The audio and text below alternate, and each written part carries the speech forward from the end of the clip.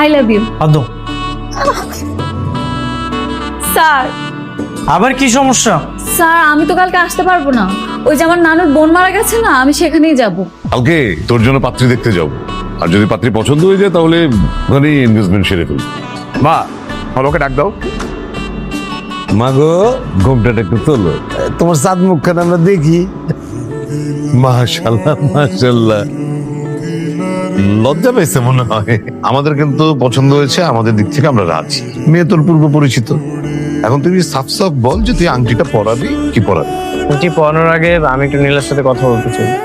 হায় আল্লাহ আল্লাহ, এটা কি হইলো? শুভ স্যারের সাথে আমার বিয়েটা ঠিক হইলো? কতগুলা মিথ্যা কথা বলছি বানায় বানায়। তোমার নানির বোন নাকি মারা গেছে? সে ছোটবেলায় মারা গিয়েছে স্যার। বিয়ের জন্য মিথ্যা কথা বলতে তোমার লজ্জা করলো না?